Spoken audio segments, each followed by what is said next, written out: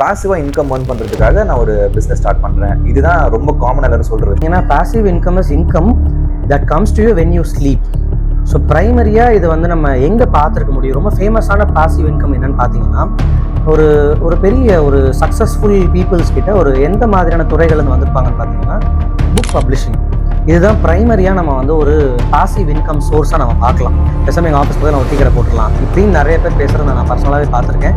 என் friends நிறைய பேர் அதை சொல்லியிருக்காங்க. நாங்கள் கேஷுவலாக போய் ஒரு டீ ஷாப்பில் போயிட்டு டீ ஷாப்பில் போகிறப்ப அந்த இடத்துல வந்து ஓகே இந்த செட்டப் நல்லாயிருக்கு, நம்ம ஏன் இந்த ஒரு ஷாப் ஃப்ரான்ச்சைஸ் இருக்கக்கூடாது, இல்லை நம்ம சொந்தமாகவே நம்ம வந்து ஒரு டீ மாஸ்டர் எங்கள் ஊர்லேருந்து கூப்பிட்டு வந்து ஒரு டீ கடை போட்டு நடத்தக்கூடாது, ஒரு பர்டிகுலர் பிஸ்னஸ் ஸ்டார்ட் பண்ணணும்னு நினைக்கிறீங்கன்னா அதுக்காக கோர்சஸ் கண்டக்ட் பண்ணுறாங்க. கவர்மெண்ட் சைட்லேருந்து கோர்சஸ் கண்டக்ட் பண்ணுறாங்க. மேபி ஒரு மேனுஃபேக்சரிங் பிஸ்னஸ் பண்ணணும்னு நினைக்கிறீங்கன்னா உங்களுடைய பேக்ரவுண்ட் மெக்கானிக்கல் பேக்ரவுண்டாக இருக்குது, இல்லை நீங்கள் வந்து அதுக்கான ஒரு கோர்சஸ் நீங்கள் கற்றுட்ருக்கீங்க, ஒரு இன்டர்ன்ஷிப் பண்ணியிருக்கீங்க, ஒரு 3 months 6 months அந்த பிஸ்னஸில் இருந்து ஒர்க் பண்ணியிருக்கீங்க, எப்படி அந்த பிஸ்னஸ் ஆப்ரேட் ஆகுது, அதோட ப்ராஃபிட் அண்ட் லாஸ் என்ன, யார் கஸ்டமர்ஸு, இந்த எல்லா விஷயங்களும் நீங்கள் வந்து ஒரு 1 year 2 years அதில் கூட இருந்து எக்ஸ்பீரியன்ஸ் பண்ணியிருந்தீங்கன்னா மட்டும்தான் நீங்கள் வந்து உங்களோட ரிசர்ச் வந்து இட்ஸ் வெரி பேக்ட் அப் ரிசர்ச்னு சொல்ல முடியும். இல்லைனா அது ஒரு ஆசைன்னு மட்டும் தான் சொல்ல முடியும், அது ஒரு ரிசர்ச்னு சொல்ல முடியாது.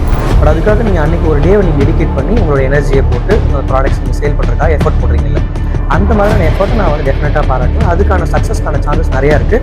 உங்களுக்கு லாஸும் வரதுக்கான சான்சஸ் கம்மி. ஏன்னா உங்களுடைய ப்ரைமரி பிஸ்னஸ் ப்ரைமரி ஒர்க்கை நீங்கள் விடலை. நிறைய ஸ்கேம் பார்த்தீங்கன்னா லட்சக்கணக்கில் பணம் போட்டுட்ருக்காங்க. ரொம்ப கஷ்டப்படுறேன்னு சொல்லுவாங்க, ஆனால் ஸ்கேமில் போய் விடுவாங்க. நிறைய பேர் பிஸ்னஸில் ஃபெயில் ஆகிற காரணம்னா ஃபஸ்ட்டு ஸ்டேஜையும் செகண்ட் ஸ்டேஜையும் ஹேண்டில் பண்ணி வந்துடுவாங்க. தேர்ட் ஸ்டேஜ் நல்லா ஹேண்டில் பண்ண தெரியாதவங்க they're bound to fail. There will be a stage where okay இதுக்கு மேலே இது செட் ஆகாது அப்படின்ற மாதிரி ஒரு தாட் ப்ராசஸ் ஓடிட்டே இருக்கும். அது குவிட் பண்ணலாமா வேணாமா, நம்ம இவ்வளோ தூரம் வந்துட்டோம், இவ்வளோ இன்வெஸ்ட் பண்ணிட்டோம் அப்படின்ற ஒரு டைலமா இருந்துகிட்டே இருக்குங்க. அந்த மாதிரி ஆண்டர்பிரினர்ஸ்க்கு நீங்கள் என்ன சொல்வீங்க? What's harder, starting or scaling up? Scaling up தான் டெஃபினட்டாக இட்ஸ் ஹார்டர் பார்ட். ஸ்டார்ட் யார் வேணாலும் பண்ணலாம். இன்றைக்கி உள்ள எக்கோ சிஸ்டமில் யார் வேணாலும் எப்போ வேணாலும் ஸ்டார்ட் பண்ணலாம். குளோபல் லெவலில் பார்த்தீங்கன்னா எலான் மஸ்க் நிறைய இடத்துல inspire. Okay, India as a rising economy. எப்போதுமே இல்லாத அளவுக்கு middle class and upper middle class people கிட்ட நிறைய டிஸ்போசபிள் இன்கம் இருக்குது. இந்த இன்கம் மக்கள் என்ன பண்ணுறாங்கன்னு யோசிச்சு பாருங்களேன். ஐதர் எஃப்டியில் போடுவாங்க, பட் பெரிய அளவில் ரிட்டர்ன்ஸ் இருக்காது, ஏன்னா இன்ஃப்ளேஷன் அதை சாப்பிட்றோம். அப்படி இல்லைன்னா கொஞ்சம் ரிஸ்க் அப்பிடேட் இருக்கவங்க ஷேர் மார்க்கெட்டில் போடுறாங்க. இன்னும் கொஞ்சம் ரிஸ்க் அப்பிடேட் இருக்கவங்க, அந்த மணியை மல்டிபிளாக க்ரோ பண்ணணும்னு நினைக்கிறவங்க பிஸ்னஸ் ஸ்டார்ட் பண்ணுறாங்க. பட் வெறும் மல்டிபிளாக மணியை க்ரோ பண்ணுறதுக்காக பிஸ்னஸ் ஸ்டார்ட் பண்ணுறது ஒரு கரெக்டான ரீசனா? Let's find that out with our founder mister Gopinath Ravirajan. Welcome to yet another Vilva podcast. வணக்கம் சார். வணக்கம். நீங்கள் என்ன சார் நினைக்கிறீங்க? ஒரு பிஸ்னஸ் ஸ்டார்ட் பண்ணுறதுக்கு ஐடியலாக ஏதாச்சும் ஒரு ரீசன் இருக்கணுமா கட்டாயமா? கண்டிப்பாக ஒரு பிஸ்னஸ் ஸ்டார்ட் பண்ணுறதுக்கு பின்னாடி ஒரு ஸ்ட்ராங்கான ரீசனாக இருக்கணும். பட் அது வந்து மேக்கிங் மணி தான் அவங்களுடைய ஒன்லி ரீசனாவோ இல்லை ப்ரைமரி ரீசனாவோ இருக்கக்கூடாதுங்கிறது தான் நான் நினைக்கிறேன். ஓகே, எதனால் அப்படி நினைக்கிறீங்க? ஃபர்ஸ்ட் ஆஃப் ஆல், ஏன்னா எல்லாருமே அவங்க கிட்ட இருக்க இன்கம் வந்து பார்த்தீங்கன்னா அடுத்து எக்ஸ்பேண்ட் பண்ணணும்னு நினைக்கிறதுக்கான ஃபர்ஸ்ட் ஸ்டெப் பிஸ்னஸாக தான் இருக்குது. அப்போ மணி தான் நீங்கள் அல்டிமேட்டாக ஒரு ரோல் ப்ளே பண்ணுது. உங்ககிட்ட ஒரு டிஸ்போசபிள் இன்கம் இருக்குங்கிறது தான் நீங்கள் ப்ரைமரியாக இப்போ சொன்னீங்க. மிடில் கிளாஸ் கிட்டேயோ இல்லை அப்பர் மிடில் கிளாஸ் கிட்டேயோ ஒரு எக்ஸ்ட்ரா இன்கம் இருக்குது, எக்ஸ்ட்ரா சேவிங்ஸ் இருக்குது. அந்த சேவிங்ஸை சும்மா வச்சுட்டு இருக்காமல் ஒரு பேங்க் அக்கௌண்ட்டில் ஒரு நார்மல் சேவிங்ஸ் கொடுக்கக்கூடிய அக்கௌண்ட்டில் வச்சுக்காமல் எஃப்டிலேயோ இல்லை மியூச்சுவல் ஃபண்ட்ஸ்லையோ ஷேர் மார்க்கெட்லேயோ போடுறதுக்கு பதிலாக கொஞ்சம் ரிஸ்க் எடுக்கிறவங்க பிஸ்னஸில் போடுறாங்கன்னு சொல்கிறீங்க. முதல்ல இந்த ஒரு ப்ராசஸே தப்புன்னு நான் சொல்லுவேன்.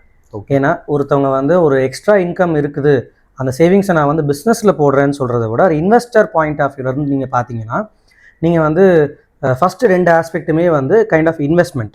மூணாவது வந்து it's not investment, it is an active work to be done. நிறைய பேர் நினச்சிக்கிறாங்க பிஸ்னஸ்ங்கிறது வந்து ஒரு பாசிவ் இன்கம்னு சொல்லிட்டு. ஆனால் ஆக்சுவலாக பார்த்தீங்கன்னா இட்ஸ் அன் ஆக்டிவ் இன்கம். நீங்கள் வந்து இன்வெஸ்ட்மெண்ட் மாதிரி எஃப்டிலேயோ இல்லை ஒரு மியூச்சுவல் ஃபண்ட்லேயோ போட்டுட்டு சும்மா உட்காந்திங்கனாலும் உங்களுக்கு பணம் இன்க்ரீஸ் ஆகுதுங்கிற மாதிரி பிஸ்னஸில் நடக்கிறதுக்கான சான்சஸ் ரொம்ப ரொம்ப கம்மி. இன்ஃபேக்ட் உங்களுக்கு வந்து ஃபஸ்ட்டு 2 விட 3வது கேஸில் தான் வந்து லாஸ்க்கான சான்ஸ் நிறையாவே இருக்குது. ஓகே, ஸோ அதனால் நீங்கள் வந்து ஒரு மணி சம்பாதிக்கணுன்றதுக்காக ப்ரைமரி ரீசனாக வச்சு நீங்கள் வந்து பிஸ்னஸ்குள்ளே வரக்கூடாது. ஓகே, நீங்கள் நிறைய பேர் பார்த்துருப்பீங்க. இப்போ ரீசெண்டாக நீ நான் ஷோ ஒரு 1 month பேக் நடந்தது, இந்த ஃப்ரான்ச்சைசி மாடல் பற்றி பேசியிருப்பாங்க.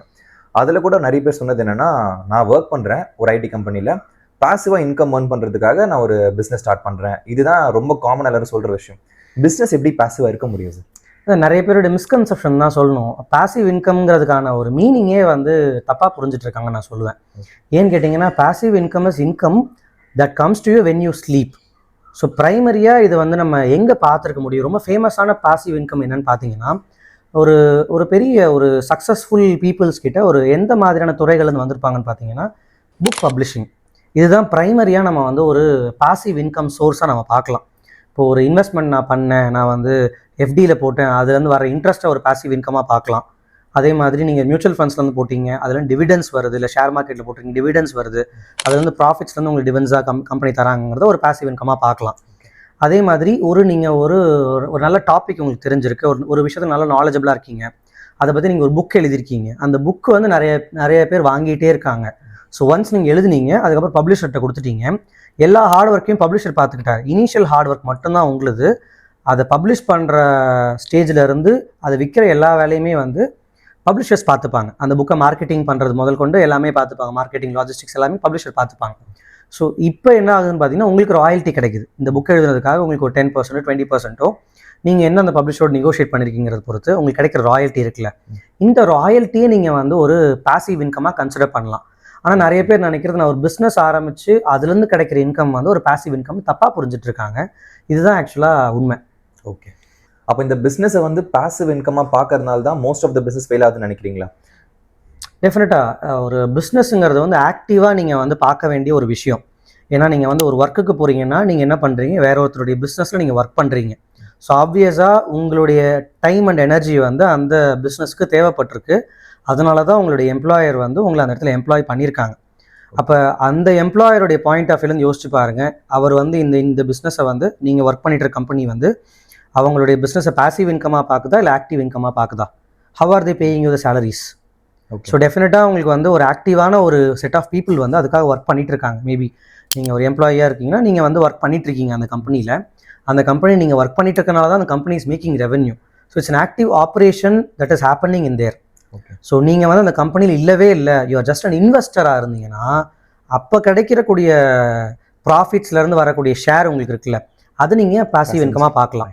இதுதான் வந்து நம்ம டிஃபரன்ஷியேட் பண்ணிக்கணும். ஆக்டிவ் இன்கம்க்கும் பாசிவ் இன்கம்க்கும் ஒரு பிரைமரி டிஃபரன்சியேஷனே இதுதான். நீங்கள் வந்து நேரடியாக அந்த பிஸ்னஸில் ஒர்க் பண்ண போகிறீங்களா, இல்லை ஒரு இன்வெஸ்டராக இருந்தால் அதனுடைய ப்ராஃபிட்ஸ்லேருந்து வர ஷேரை மட்டும் எடுத்துக்க போகிறீங்களா, இதுதான் டிஃப்ரென்ஸ்.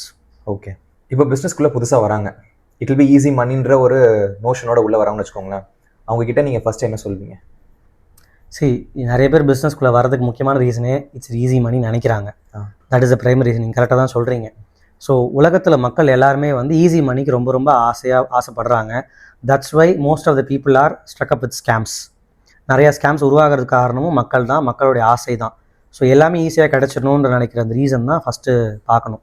ஸோ அப்போ உள்ளே வர்றப்ப ஈஸியாக பிஸ்னஸ் பண்ணால் ஈஸியாக பணம் வந்துடும், மேபி அவங்க எம்ப்ளாயர் வந்து ஈஸியாக பிஸ்னஸ் பண்ணிட்டாங்க அப்படின்னு நினச்சிட்டு இருப்பாங்க. ஆனால் உண்மை என்னென்னா அதுக்கு பின்னாடி எவ்வளோ வருஷம் உழைப்பு இருக்குன்றது அவங்க பார்க்குறது இல்லை.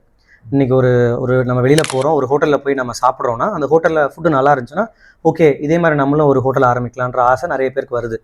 ஒரு டீ கடைக்கு போயிட்டு ஒரு டீ சாப்பிட்டோன்னா அந்த டீ நல்லா டேஸ்ட்டாக இருக்குது, இந்த டீ ஷாப் வந்து லொக்கேஷன் சரியில்லை, இந்த டீ ஷாப் வந்து எங்கள் ஆஃபீஸ் பக்கத்தில் இருந்தால் நான் அடிக்கடி நான் போய் சாப்பிடுவேன், என் ஃப்ரெண்ட்ஸ்லாம் போய் சாப்பிடுவோம், பேசாமல் எங்கள் ஆஃபீஸ் போய் நான் ஒரு டீ கடை போட்டுடலாம் இப்படின்னு நிறைய பேர் பேசுகிறத நான் பர்சனலாகவே பார்த்துருக்கேன்.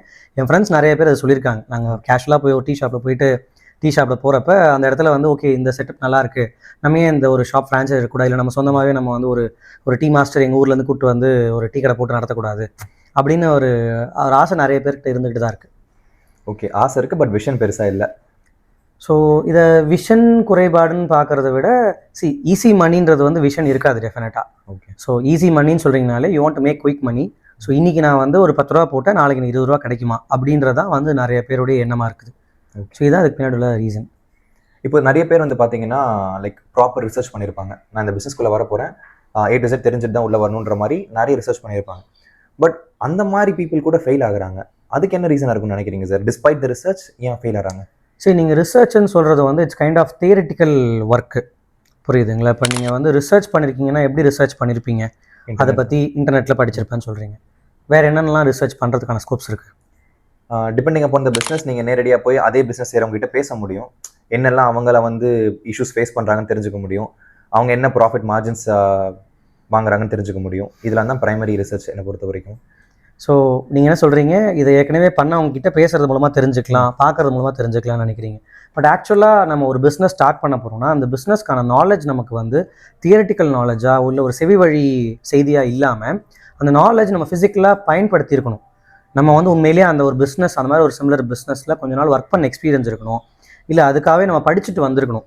ஃபார் எக்ஸாம்பிள் நீங்கள் வந்து ஒரு ஒரு பர்டிகுலர் பிஸ்னஸ் ஸ்டார்ட் பண்ணணும்னு நினைக்கிறீங்கன்னா அதுக்காக கோர்சஸ் கண்டக்ட் பண்ணுறாங்க, கவர்மெண்ட் சைட்லேருந்து கோர்சஸ் கண்டக்ட் பண்ணுறாங்க. மேபி ஒரு மேனுஃபேக்சரிங் பிஸ்னஸ் பண்ணணும்னு நினைக்கிறீங்கன்னா உங்களுடைய பேக்ரவுண்ட் மெக்கானிக்கல் பேக்ரவுண்டாக இருக்குது, இல்லை நீங்கள் வந்து அதுக்கான ஒரு கோர்சஸ் நீங்கள் கற்றுட்ருக்கீங்க, ஒரு இன்டர்ன்ஷிப் பண்ணியிருக்கீங்க, ஒரு 3 months 6 months அந்த பிஸ்னஸில் இருந்து ஒர்க் பண்ணியிருக்கீங்க, எப்படி அந்த பிஸ்னஸ் ஆப்ரேட் ஆகுது, அதோடைய ப்ராஃபிட் அண்ட் லாஸ் என்ன, யார் கஸ்டமர்ஸு, இந்த எல்லா விஷயங்களும் நீங்கள் வந்து ஒரு 1 year 2 years அதில் கூட இருந்து எக்ஸ்பீரியன்ஸ் பண்ணியிருந்தீங்கன்னா மட்டும்தான் நீங்கள் வந்து உங்களோட ரிசர்ச் வந்து it's a very packed up ரிசர்ச்னு சொல்ல முடியும். இல்லைனா அது ஒரு ஆசைன்னு மட்டும் தான் சொல்ல முடியும், அது ஒரு ரிசர்ச்னு சொல்ல முடியாது.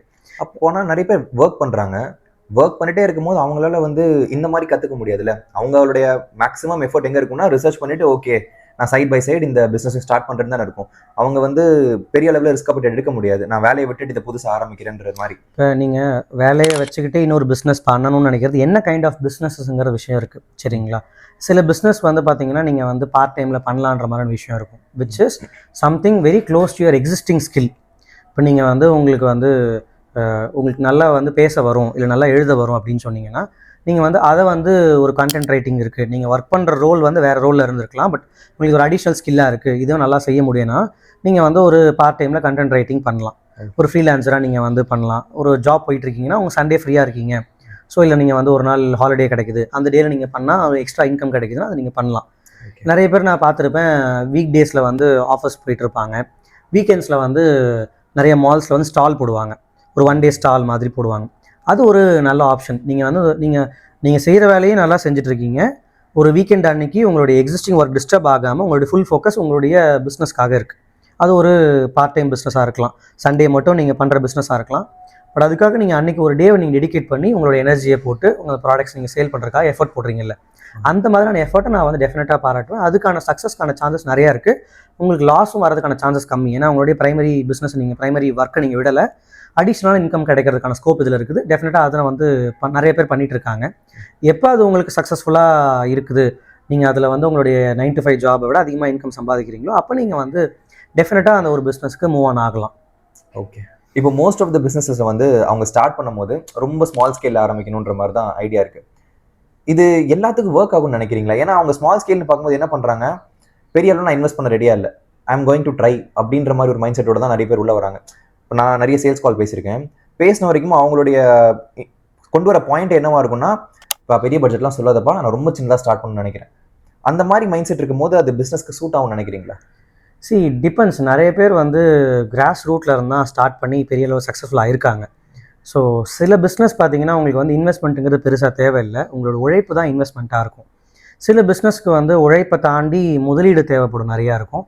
இப்போ நீங்கள் சொல்கிற பீப்புள் வந்து பார்த்தீங்கன்னா முதலீடு இல்லாமல் என்னுடைய உழைப்பை நான் போட ரெடியாக இருக்காங்கன்னா அவங்களுக்கு லேட்டஸ்ட் ஸ்டேஜில் வந்து அந்த முதலீடு கிடைச்சிச்சுன்னா அவங்க சக்ஸஸ்ஃபுல்லாக வர சான்ஸ் இருக்குது. சப்போஸ் லேட்டஸ்ட் ஸ்டேஜ்லேயும் அவங்களுக்கு முதலீடு இல்லை, அவங்களால அவங்க உழைப்பையும் போட முடியலன்னா டெஃபினட்டாக அந்த பிஸ்னஸ் வந்து ஒரு நாள் ஃபெயில் ஆக தான் போகுது. ஓகே, இப்போ வந்து நான் ஸ்டார்ட் பண்ணுறப்போ நிறைய பேர் வந்து ஐம் கோயிங் டு ஸ்டார்ட் ஸ்மால்னு சொல்கிறாங்கல்ல. இப்போ இ-காமர்ஸ் வெப்சைட்ஸ் எடுத்துப்போம். அந்த இ-காமர்ஸ் வெப்சைட்ஸ்க்கு வந்து பார்த்தீங்கன்னா அவங்க கொடுக்குற இன்வெஸ்ட்மெண்ட் பட்ஜெட் மோஸ்ட்டாக நான் பார்த்த வரைக்கும் ரிசர்ச் படி அரௌண்ட் 10,000 to 20,000 தான் most of the platforms charge பண்ணுறாங்க. பட் இல்லை எனக்கு அது கூட ஸ்பெண்ட் பண்ண வேணாம்னு நினைக்கிறவங்க நிறைய பேர் இருக்காங்க. அரௌண்ட் எனக்கு 5-6 சொல்லுங்கன்ற மாதிரி கேட்குறப்போ இதை நீங்கள் எப்படி பார்க்குறீங்க? ஏன்னா அட் எண்ட் ஆஃப் த டே வில்வா பிஸ்னஸ்ன்றது நம்மளும் ஒரு இ-காமர்ஸ் ப்ரொவைடர் தான், ஒரு ஃபவுண்டர் ஆஃப் திஸ் கம்பெனியை நீங்கள் இதை எப்படி பார்ப்பீங்க? அந்த பட்ஜெட்டில் பண்ணணும்னு நினைக்கிறாங்கன்னா நீங்கள் அதை எப்படி பார்ப்பீங்க? இப்போ நீங்கள் சொல்கிறவங்க யாருன்னு பார்த்தீங்கன்னா இதை 2 செட் ஆஃப் பீப்புளாக இருக்க சான்ஸ் இருக்குது. ஒன்று வந்து அவங்க பிஸ்னஸே பண்ணலை, ஆனால் தே want to start a website to sell products, இது ஒரு கேட்டகரியாக இருப்பாங்க. ரெண்டாவது கேட்டகரி என்னென்னு பார்த்தீங்கன்னா அவங்க வந்து they don't have an idea of anything, ஆனால் வந்து they want to do something அப்படிங்கிற கேட்டகரியில் வருவாங்க. அவங்க வந்து என்ன சஜஸ்ட் பண்ணலான்னு பார்த்தீங்கன்னா they can start off with something like selling in Instagram. இன்றைக்கி வந்து இன்ஸ்டாகிராமில் சேல் பண்ணுறதுங்கிறது வந்து ரொம்ப ஈஸியாகவே பண்ண முடியும், செலவு இல்லாமல் நீங்கள் பண்ண முடியும். சப்போஸ் உங்களுக்கு இன்ஸ்டாகிராமில் ஒர்க் அவுட் ஆகிடுச்சு அப்படின்னா you can move on to a website. நிறைய பேர் என்ன பண்ணுறாங்கன்னா இன்ஸ்டாகிராம்லேயும் சேல் பண்ணியிருக்கவே மாட்டாங்க, அதனால அவங்களுக்கு வந்து 5,000 6,000 பேசிகிட்டு இருக்காங்க. சப்போஸ் அவங்க இன்ஸ்டாகிராமில் சேல் பண்ணியிருந்தாங்கன்னா டெஃபினட்டாக அவங்களுக்கு ஒரு ரிசல்ட்ஸ் வந்திருக்கு அப்படிங்கிற பட்சத்தில் இந்த ஒரு 10,000 ஒரு 20,000 பட்ஜெட்டோ பெரிய அமௌண்ட்டாக அவங்களுக்கு தெரிஞ்சிருக்காது. ஏன்னா it's minimum requirement for an very good e-commerce platform. ஒரு டீசென்ட் இ-காமர்ஸ் பிளாட்ஃபார்முக்கு அட்லீஸ்ட் அவங்க ஒரு 10,000 rupees ஸ்பெண்ட் பண்ணி தான் ஆகணும். அதை விட சீப்பாக பண்ணுறாங்கன்னா டெஃபினட்டாக வந்து ஒரு நல்ல குவாலிட்டியான ஒரு அவுட்புட்டை கொடுக்க முடியாது. மேபி அவங்களே ஒரு டெவலப்பராக இருக்காங்க, டெவலப்பர் நாலேஜ் இருக்குன்னா அவங்களால 10,000 கம்மியான காஸ்ட்டில் ஒரு இ-காமர்ஸ் வெப்சைட்டை பில்ட் பண்ணிக்கிறதுக்கான ஸ்கோப் இருக்குது. ஸோ அது அந்த டெக்னாலஜி அண்ட் நாலேஜ் இருந்துச்சுன்னா அவங்க அதை ட்ரை பண்ணலாம், அந்த பட்ஜெட்டில் அவங்களே ட்ரை பண்ணிக்கலாம். இப்போ காமர்ஸ் பற்றி பேசுனதுனால இந்த கேள்வி சேர்த்து கேட்டுடுறேன். ஓகேப்பா, வெப்சைட்க்கான காஸ்ட்னு சொல்லி உள்ளே வந்துருவாங்க, வெப்சைட் நம்ம பில் பண்ணி கையில் கொடுத்துருவோம். அவங்க என்ன நினைக்கிறாங்க, ஓகே ஒன்ஸ் வெப்சைட்னு வந்ததுக்கப்புறம் ஆட்டோமேட்டிக்காக மக்களுக்கு வந்து நம்ம ப்ராடக்ட்ஸ் பற்றி தெரிஞ்சிடும், சேல்ஸ் ஆரம்பிச்சிடலான்னு நினைக்கிறாங்க. இந்த டிஜிட்டல் மார்க்கெட்டிங் அப்படின்ற ஒரு ஆஸ்பெக்டை பற்றி யோசிக்கிறதே கிடையாது. அதுக்கான பட்ஜெட் சொல்லும் போது தான் நிறைய பேர் வந்து கிட்டத்தட்ட அலறி அடிச்சுட்டு தான் ஓடுறாங்க. ஏன்னா அந்த மாதிரி தான் இருக்குது அதுக்கான பட்ஜெட்ன்றது. மெட்டா என்ன ரெக்கமெண்ட் பண்ணுவாங்க, நீங்கள் டெய்லி 1000 ஸ்பெண்ட் பண்ணுங்க, மினிமம் ரெக்குவயர்மெண்ட் அவங்க சொல்கிறது. ஆனால் இதுக்கான வேல்யூ அவங்க பார்க்கலைன்றது தான் எனக்கு தோணும். டிஜிட்டல் மார்க்கெட்டிங் இல்லாமல் காமர்ஸ் வெப்சைட் வந்து எந்த அளவுக்கு வர்த்துன்னு நினைக்கிறீங்க சார்? இல்லை, நீங்கள் இதுக்கு முதல்ல தெரிஞ்சுக்க வேண்டியதும், ஒரு பிஸ்னஸ் ஸ்டார்ட் பண்ண போகிறோன்னா நிறைய பேர் பிஸ்னஸ் ஸ்டார்ட் பண்ணால் பணம் சம்பாதிக்கணுன்றது மட்டும்தான் சொல்கிறாங்களே தவிர, எவ்வளோ பணம் சம்பாதிக்கணுன்ற கேள்வி கேட்டிங்கன்னா நிறைய பேருக்கு வந்து ஒரு ஸ்பெசிஃபிக் நம்பர் சொல்கிறது கொஞ்சம் கஷ்டப்படுவாங்க. நிறைய சம்பாதிக்கணும், லட்சக்கணக்கில் சம்பாதிக்கணும்னு சொல்லுவாங்க. சில பேர் எனக்கு வந்து மாதம் ஒரு 20,000 30,000 கிடைச்சா போதும் அப்படின்ற மாதிரி சொல்லுவாங்க. ஸோ உங்களுடைய விஷன் எவ்வளோ பெருசாக இருக்கோ அந்த அளவுக்கு நீங்கள் வந்து you will be ready to take risk. So இங்கே தான் நீங்கள் பார்த்த கஸ்டமர்ஸ் பெரும்பான்மை என்ன இருக்குன்னு பார்த்தீங்கன்னா, உள்ளே வந்ததுக்கப்புறம் அவங்க வந்து ஸ்பெண்ட் பண்ண ரெடியாக இல்லைன்னு சொன்னால், either they don't have the money to spend on it. Second thing is they don't have a very big vision. So பணம் இருந்தால் டெஃபினட்டாக ஸ்பெண்ட் பண்ண ரெடியாக இருப்பாங்க. பணம் இல்லை பணமே இல்லைனா கூட யார் ஸ்பெண்ட் பண்ண ரெடியாக இருப்பாங்கன்னா, விஷன் பெருசாக இருக்கிறவங்க. somehow they manage things. ஏன்னா இன்றைக்கி நீங்கள் வந்து நிறைய ஸ்கேம் பார்த்தீங்கன்னா லட்சக்கணக்கில் பணம் போட்டுட்ருக்காங்க. ரொம்ப கஷ்டப்படுறேன்னு சொல்லுவாங்கன்னா ஸ்கேமில் போய் விழுவாங்க. ஒரு ₹1,00,000 இன்வெஸ்ட் பண்ணிங்கன்னா மாதம் உங்களுக்கு 20,000 வட்டி தரேன் அப்படின்னு சொல்கிற ஸ்கேம் நிறைய நடந்துட்டுருக்கு. நீங்கள் பார்த்துருப்பீங்க. ஒரு வருஷத்தில் உங்களுடைய பணம் டபுள் ஆகிருக்குன்னு சொல்லுவாங்க. ஸோ இந்த மாதிரியான ஸ்கேம் நிறைய பேர் போகிறாங்க. இதில் போடுறவங்களாம் யாருன்னு பார்த்தீங்கன்னா, பணமே என்கிட்ட இல்லைன்னு சொல்கிறவங்க தான் இதில் போய் இன்வெஸ்ட் பண்ணி லாஸ் பண்ணுறாங்க. அப்போ என்ன புரிஞ்சுக்கணும், நம்ம இங்கே விஷன் தான் பெரிய ப்ராப்ளமாக பார்க்குறேன். பணம் இங்கே பெரிய ப்ராப்ளம் கிடையாது, விஷன் தான் பெரிய ப்ராப்ளமாக இருக்குன்னு நான் நினைக்கிறேன். ஓகே, இப்போ இன்னொரு பக்கம் வந்து பார்த்தீங்கன்னா நிறைய பேர் வந்து வெப்சைட் ஸ்டார்ட் பண்ணிடுறாங்க, சேல்ஸ் ஓரளவுக்கு போயிட்டு இருக்கு. அவங்க என்ன இருக்காங்கன்னா சர்வைவல் மோட்லேயே இருப்பாங்க. ஓகே ஏதோ போயிட்டு இருக்குப்பா, இந்த இதுலேயே தான் இருக்காங்க. சர்வைவல் மோடில் எத்தனை வருஷம் சர்வை பண்ண முடியும்னு நினைக்கிறீங்க ஒரு பிஸ்னஸில்? சரி, நீங்கள் பிஸ்னஸ்ன்னு பேசுகிறப்ப நிறைய பேர் நீங்கள் சொல்கிறவங்க எல்லாருமே வந்து ஒரு செல்ஃப் எம்ப்ளாய்டு ஆண்டர்ப்ரனராக தான் நீங்கள் சொல்கிற மாதிரி தெரியுது. எஸ், அதாவது அவங்க வந்து ஒரு மேபி ஒர்க் பார்த்துக்கிட்டே பார்ட் டைமில் பிஸ்னஸ் பண்ணுறவங்கள பற்றி தான் ரெக்கமெண்ட் நீங்கள் சொல்கிறீங்கன்னு நினைக்கிறேன். இல்லை they are working individually. So அவங்க வந்து பார்த்தீங்கன்னா ஆக்சுவலாக அவங்க பிஸ்னஸ் பண்ணல, செல்ஃப் எம்ப்ளாய்மெண்ட் பண்ணிகிட்டு இருக்காங்க. ஓகே, ஃபார் எக்ஸாம்பிள் உங்களுக்கு சொல்லணும்னா, சர்வைவல் மோடில் யார் ப்ரைமரியாக இருப்பாங்கன்னா, ஃபஸ்ட்டு ஸ்டேஜில் யார் இருப்பாங்கன்னா, நீங்கள் வந்து டே டு டே பேசிஸில் உங்களுடைய வேலைகளை நடத்திக்கிறதுக்கு, உங்களுக்கு மார்க்கெட்டிங், சேல்ஸு, உங்களோட ஆப்ரேஷன்ஸ் எல்லாத்தையுமே பார்த்துக்கிறதுக்கு வந்து நீங்கள் வந்து நீங்களே எல்லாமே பார்த்துட்ருக்கீங்கன்னா, you will be called as a self employed person. உங்களுடைய பிஸ்னஸில் நீங்களே செல்ஃப் எம்ப்ளாய்டாக இருக்கீங்க. ஃபார் எக்ஸாம்பிள் இப்போ எல்ஐசி ஏஜென்ட்ஸ் பார்த்துருப்பீங்க, இன்சூரன்ஸ் ஏஜென்ட்ஸ் பார்த்துருப்பீங்க. இவங்க எல்லாருமே செல்ஃப் எம்ப்ளாய்ட்ஸ்னு தான் சொல்ல முடியும். ஏன்னா அவங்க வந்து கம்பெனி வந்து அவங்களுக்கு சேலரின்னு கொடுக்க மாட்டாங்க. நீங்கள் பேஸ்ட் ஆன் யர் பர்ஃபார்மன்ஸ் எவ்வளோ நீங்கள் வந்து இன்சூரன்ஸ் விற்றுருக்கீங்களோ அதுக்கேற்ற மாதிரி உங்களுக்கு கமிஷன்ஸ் வந்து தருவாங்க. இதுதான் வந்து எல்ஐசி ஏஜென்ட்ஸாக இருக்க முடியும். இல்லை நீங்கள் வந்து ஒரு மற்ற இன்சூரன்ஸ் ஏஜென்ட்ஸாக இருக்க முடியும். மேபி சில கம்பெனிஸில் வந்து ப்ரைமரியாக பேசிக் சேலரின்னு ஒன்று இருக்கும், பட் உங்களுக்கு டார்கெட் இருக்கும், நீங்கள் இவ்வளோ அச்சீவ் பண்ணிங்கன்னா பண்ண முடியும். ஸோ இதுவுமே கைண்ட் ஆஃப் செல்ஃப் எம்ப்ளாய்மெண்ட் மாதிரி தான். ஸோ அப்போ நீங்கள் செல்ஃப் எம்ப்ளாய்மெண்ட்டாக இருந்து நீங்கள் பிஸ்னஸ்ன்னு பேசுனீங்கன்னா இட்ஸ் அ ராங் நோஷன் நினைக்கிறேன் ஃபர்ஸ்ட் ஆஃப் ஆல். ஸோ ஒரு பிஸ்னஸ்ன்னு பேசுகிறோன்னா it has several departments. So பிஸ்னஸில் ப்ரைமரியாக பார்க்கக்கூடியது வந்து நீங்கள் ஒரு நல்ல ப்ராடக்ட் வச்சுருக்கணும், அந்த ப்ராடக்ட்டை நல்லா மார்க்கெட் பண்ணி சேல் பண்ணணும். இப்போ இது வந்து initial stage of business. So product உங்ககிட்ட இருக்குது, இல்லை ஒரு சர்வீஸ் நல்லா இருக்குது, இது நீங்கள் மார்க்கெட் பண்ணுறீங்க, இதை சேல் பண்ணுறீங்க. இந்த ஸ்டேஜ் வந்து நீங்கள் வந்து ஃபஸ்ட் ஸ்டேஜ் ஆஃப் பிஸ்னஸ்னு சொல்ல முடியும். இப்போ இந்த ஸ்டேஜ்லேயே மாட்டிகிட்டு இருக்கிறவங்க பார்த்தீங்கன்னா இனிஷியல் ஸ்டார்ட் அப்னு சொல்லிக்கலாம். ஸோ அவங்க வந்து நான் ஸ்டார்ட் பண்ணியிருக்கேன், நான் வந்து ட்ரை பண்ணிகிட்ருக்கேன், இன்னும் கிளிக் ஆகலை. ஸோ எப்போ வந்து அவங்க அடுத்த ஸ்டேஜுக்கு போகிறாங்களோ அப்போ தான் வந்து அவங்க they will take some employees with them.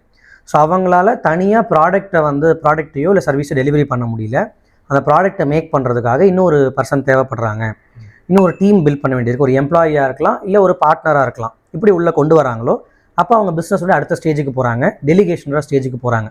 So எல்லா வேலையும் நானே செய்யணும்னு அவசியம் கிடையாது. என்னுடைய வேலைகளில் என்னை விட பெட்டராக செய்யக்கூடிய இன்னொருத்தரை நான் வந்து அப்பாயிண்ட் பண்ணுறேன், இல்லை என் கூட வச்சுக்கிறேன், ஒரு பார்ட்னராக சேர்த்துக்கிறேன், இல்லை நான் வந்து எம்ப்ளாய் பண்ணுறேன். என்கிட்ட எக்ஸ்ட்ரா பணம் இருந்தால் நான் வந்து எம்ப்ளாய் பண்ணுறேன், என்கிட்ட பணம் பெருசாக இல்லைன்னா நான் வந்து பார்ட்னராக சேர்த்துக்கிறேன். இது மூலமாக என்னுடைய மார்க்கெட்டிங், சேல்ஸ், ஆப்ரேஷன்ஸ், அக்கௌண்ட்ஸ்ன்ற ஒரு அடிஷ்னல் ஆப்ரேஷன்ஸ் வருது. ஏன்னா 2 பேர் வர்றப்போ என்ன ஆகுதுன்னா, நீங்கள் தனியாக இருந்தப்போ நீங்கள் மட்டும்தான் அக்கௌண்ட்ஸ் பார்த்துட்டு இருப்பீங்க. இன்னொருத்தர் உள்ளே வர்றப்போ வந்து 2 பேருக்குள்ளேயும் ஒரு பிரச்சனை வரதுக்கான சான்ஸ் இருக்குது. எங்கே பிரச்சனை வரும்னா பணம். நீங்கள் எம்ப்ளாயியாக இருந்தால் மாதம் நீங்கள் அவருக்கு சேலரி பே பண்ணணும். ஒரு பார்ட்னராக இருந்தால் 2 பேரும் நீங்கள் சேர்ந்து அக்கௌண்ட்ஸ் பார்க்கணும். உங்களுக்குன்னு ஒரு ஷேர் இருக்க போது அந்த அக்கௌண்ட்ஸை பார்க்க வேண்டிய சிச்சுவேஷன் இருக்கும்.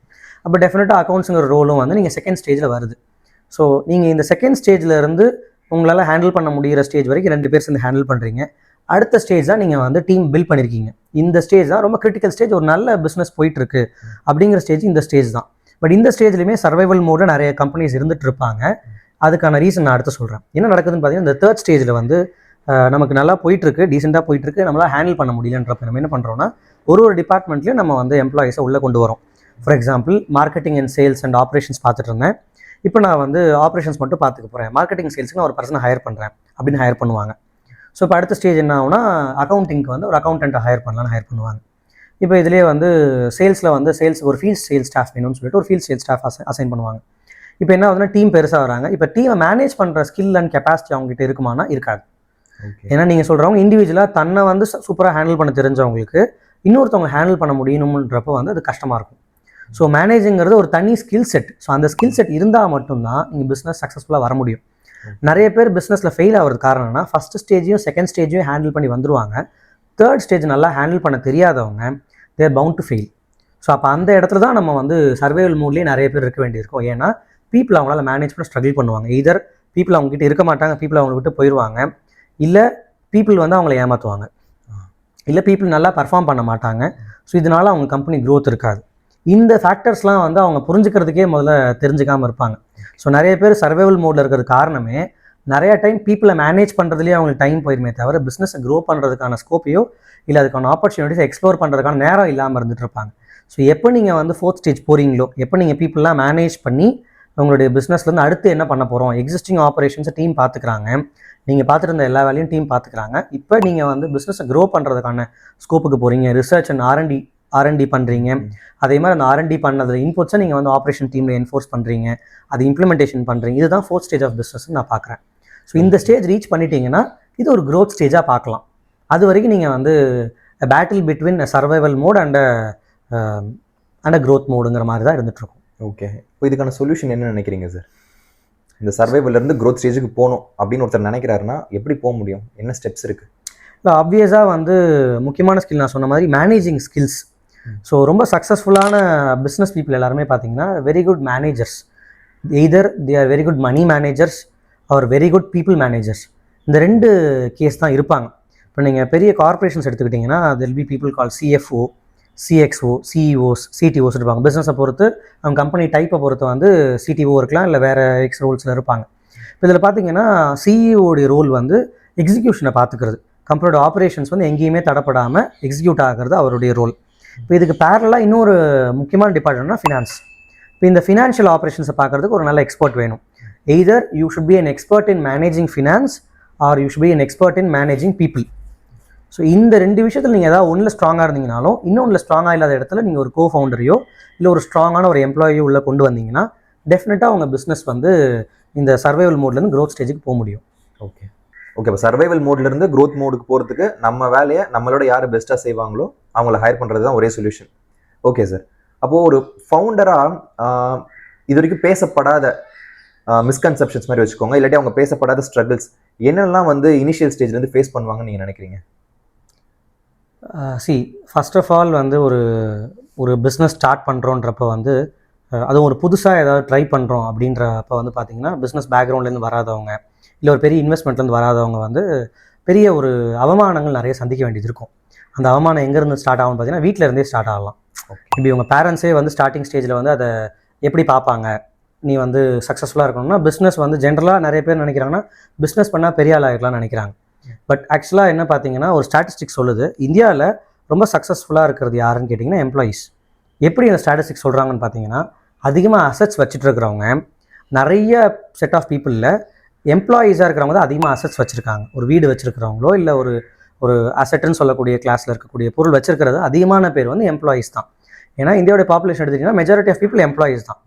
அதில் நிறைய எம்ப்ளாயீஸ் தான் சக்ஸஸ்ஃபுல்லாக இருக்காங்க. நீங்கள் வந்து பிஸ்னஸ் பண்ணுறவங்க நிறைய பேர் சக்ஸஸ்ஃபுல்லாக இல்லை அப்படிங்கிறது தான் வந்து அந்த ஸ்டாட்டிஸ்டிக்ஸ் சொல்கிற விஷயம். இதில் நீங்கள் என்ன தெரிஞ்சுக்கணுன்னா பிஸ்னஸ் வந்து சக்ஸஸ் ஆகிறதுக்காக பிஸ்னஸ் பண்ணணும்னு நினச்சிங்கன்னா அது வந்து நடக்காமல் போகலாம் அவங்க லைஃப்பில். ஸோ அப்போ உங்களுடைய விஷன் பெருசாக இருக்கணும். உங்களுடைய ஒரு காமனான ஒரு ஃபேக்டர் சொல்லுவாங்க. நீங்கள் ரிச் டேட் புவர் டேட் அந்த மாதிரி நிறைய புக்ஸ்லாம் கேள்விப்பட்டிருப்பீங்க. ஸோ ஒரு சக்ஸஸ்ஃபுல்லான ஒரு பிஸ்னஸ் உருவாகிறதுக்கு நிறைய ஆஸ்பெக்ட்ஸ் இருக்குது. அதுக்கான நாலேஜ் நம்ம வளர்த்துக்கணும். அப்போ அந்த நாலேஜ் வளர்த்துக்காதப்போ நிறைய அடிபடுவோம். நம்ம வந்து ஸ்டார்டிங்கில் உங்களுடைய ப்ராடக்ட் மேபி நல்லா இல்லாமல் இருக்கலாம், இல்லை உங்கள் ப்ராடக்ட் நல்லா இருந்தால் அதை விற்க முடியாமல் இருக்கலாம், இல்லை நீங்கள் விற்று நிறைய ஏமாற்றங்களை சந்திக்கிறதுக்கான ஸ்கோப்ஸ் இருக்கலாம், நிறைய இடத்துல நீங்கள் சேல் பண்ணியிருப்பீங்க ப்ராடக்ட், அதுக்கான பேமெண்ட் வராமல் இருக்கலாம். இது வந்து ஒரு ஸ்டார்டிங் ஸ்டேஜ் நிறைய பிஸ்னஸஸில் நடந்திருக்குது. பர்சனலாகவே நான் நிறைய பிஸ்னஸில் வந்து நிறைய டிரான்சாக்ஷன்ஸில் வந்து எனக்கு பேமெண்ட்ஸ் வராமல் இருந்திருக்கு. ஸோ இது பெரும்பான்மையாக ஃபேஸ் பண்ணக்கூடிய ஒரு பிஸ்னஸ் ப்ராப்ளம்னு சொல்லலாம். இது ஒரு இனிஷியல் ஸ்டேஜில் டெஃபினட்டாக இருந்துகிட்ருக்கும். ஏன்னா எல்லாமே நீங்கள் தான் இருந்துட்டு பிஸ்னஸ் பார்த்துட்டு இருப்பீங்க. ஒரு சர்வீஸ் பிஸ்னஸாக இருந்திருக்கலாம், இல்லை ஒரு ப்ராடக்ட் பிஸ்னஸாக இருந்திருக்கலாம், நீங்கள் ஒரு டெக்னாலஜி ஒரு வெப்சைட் பண்ணி கொடுத்துருக்கலாம், அதுக்கான பேமெண்ட் வந்து தரேன் அடுத்த வாரம் தரேன்னு சொல்லிட்டு தராமலே எஸ்கேப் ஆகிருக்கலாம் கிளைண்ட்டு.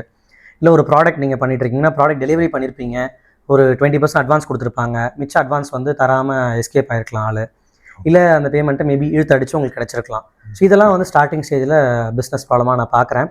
இது வந்து எல்லா ஃபவுண்டர்ஸும் பேசுவாங்களான்னா இதை பேசுறதுக்கு நேரம் இருக்காது. ஏன்னா அவங்க அடுத்த கட்டத்துக்கு மூவ் ஆயிடணும், உட்காந்து நம்ம பழைய பிரச்சனைகளையே பேசிகிட்டு இருக்க முடியாதுங்கிறதுனால நிறைய பேர் பேசுறதில்ல நினைக்கிறேன். இது வந்து இனிஷியல் ஸ்டேஜில் இருக்கக்கூடிய ப்ராப்ளம்.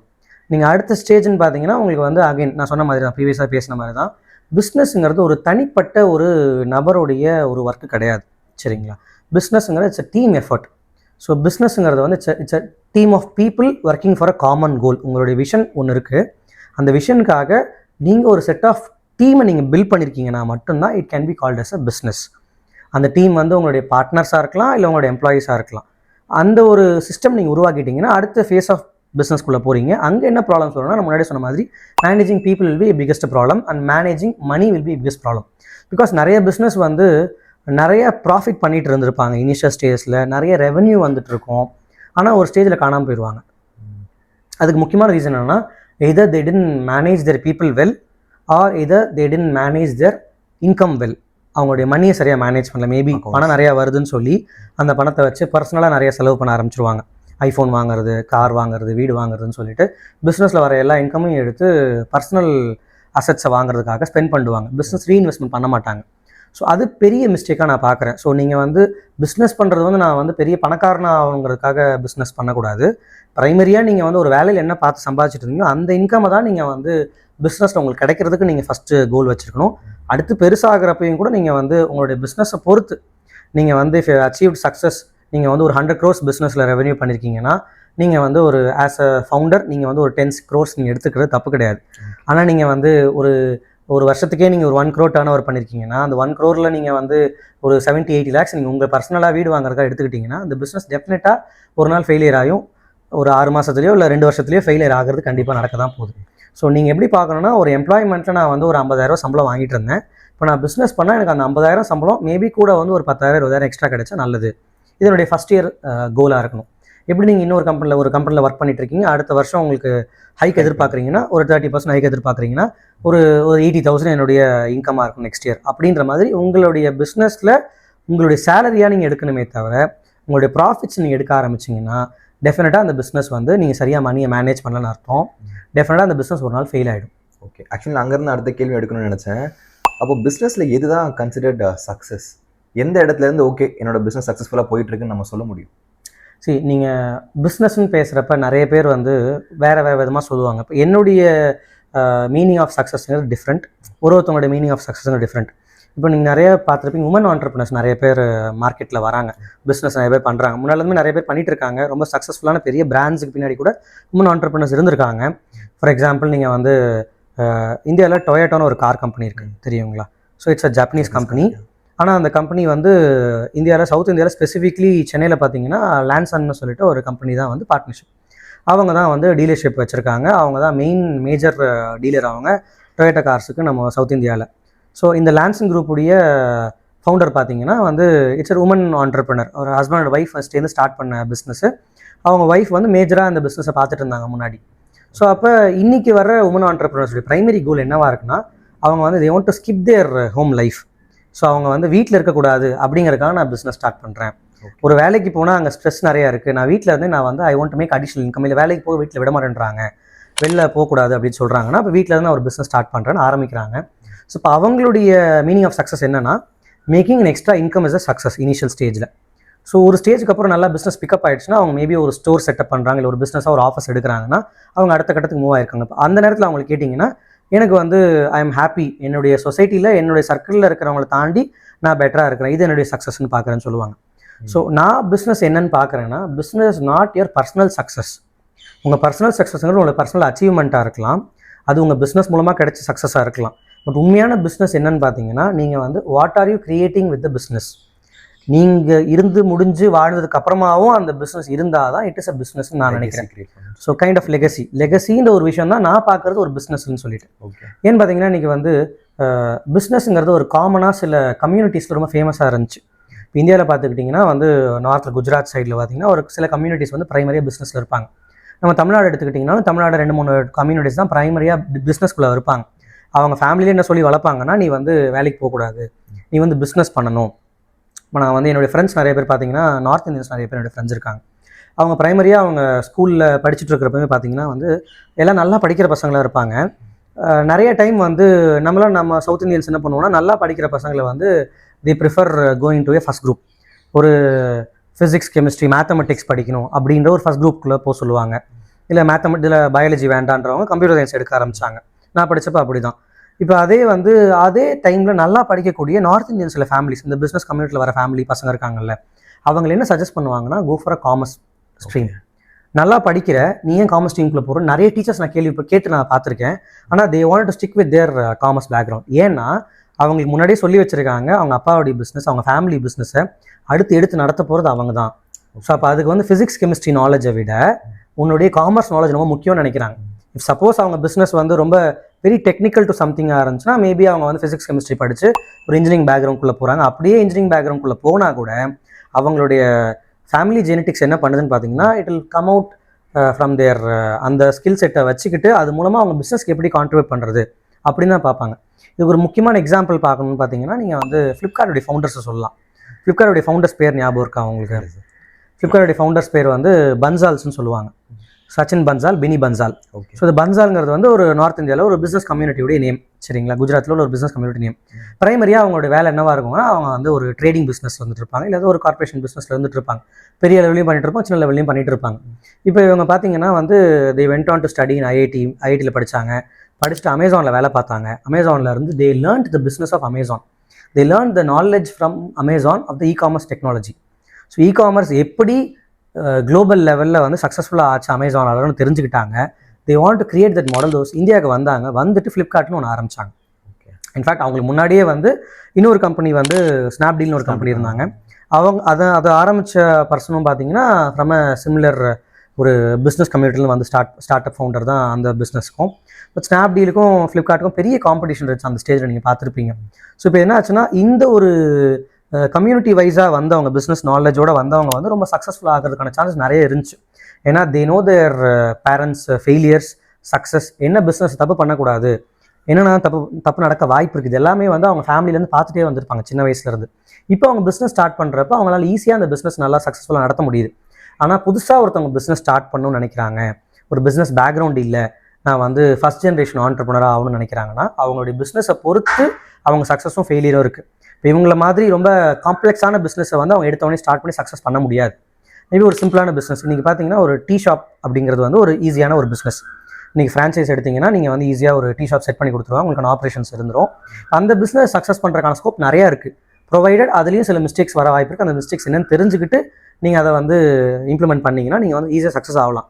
பட் ஒரு கொஞ்சம் காம்ப்ளெக்ஸான ஒரு ட்ரேடிங் பிஸ்னஸை வந்து ஈஸியாக வந்து ஒரு பர்சன் வந்து ஃபர்ஸ்ட் ஜென்ரேஷன் ஆண்டர்ப்ரனராக சக்ஸஸ் பண்ணுறது கஷ்டம். எதிர அவங்களுக்கு வந்து அந்த பேக்ரவுண்ட் உள்ள பர்சன் அவங்க எம்ப்ளாய் பண்ணி வந்து நல்ல நம்பிக்கையான பர்சன் எம்ப்ளாய் பண்ணி வச்சுருந்தாங்கன்னா அந்த பிஸ்னஸ் சக்ஸஸ்ஃபுல்லாக ஆகிறதுக்கான சான்ஸ் நிறையா இருக்குது. ஓகே, ஸோ சக்ஸஸோட டெஃபினேஷன் வந்து changes from people to people, time to டைம்னு எடுத்துக்கலாமா?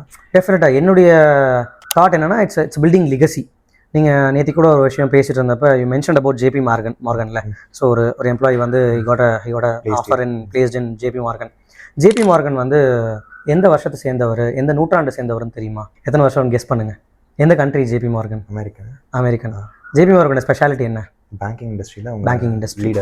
ஸோ ஜேபி மார்கன் மாதிரி அமெரிக்காவில் 17th-18th centuries பார்த்தீங்கன்னா ஒரு 2-3 ஃபேமிலிஸ் இருந்தாங்க.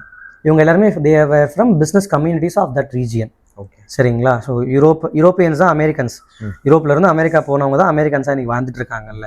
இப்போ இதில் இந்த 3 ஃபேமிலிஸை சேர்ந்தவங்க தான் வந்து இன்றைக்கி குளோபல் ஃபினான்ஷியல் மார்க்கெட்டை வச்சுட்டு இருக்காங்க. ராட்சைல்டுன்னு ஒரு ஃபேமிலி இருக்காங்க, மார்கன் ஃபேமிலி இருக்காங்க, இன்னொரு ஃபேமிலி இருக்காங்க.